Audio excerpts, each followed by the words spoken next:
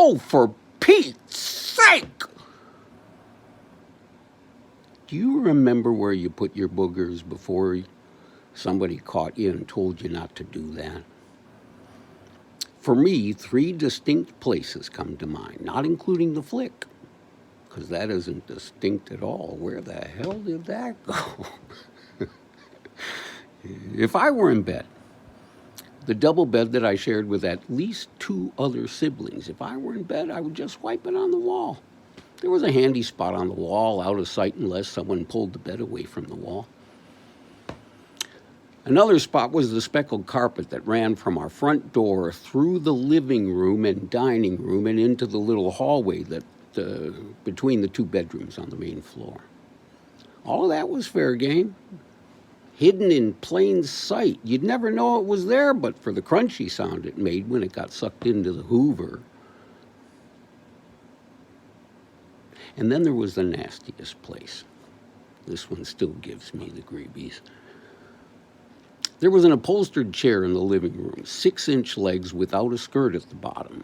Anything too sloppy to fling, one of those brain drainers that could not be gotten rid of any other way, could be deposited on the underside of that chair. You had to be careful, of course. You had to make sure that none of the other 8 or 10 sets of eyes present would see you perpetrating such a felony, but, well, they would scream bloody murder if they saw.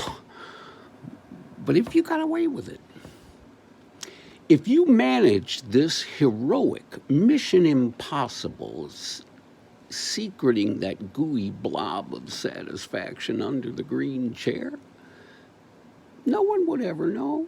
Nobody ever looked under there. Until one day she did.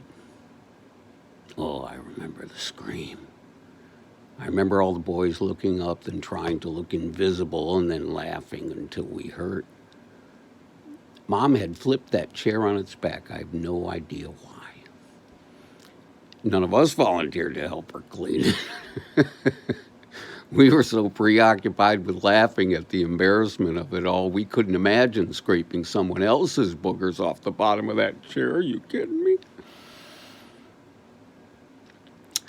I may have left 2 or 3 of those loogies under there, but I couldn't be blamed for the other hundreds that painted a crescent moon up one side, across the front, and down the other side of the underpinning of that upholstery. Poor Mom.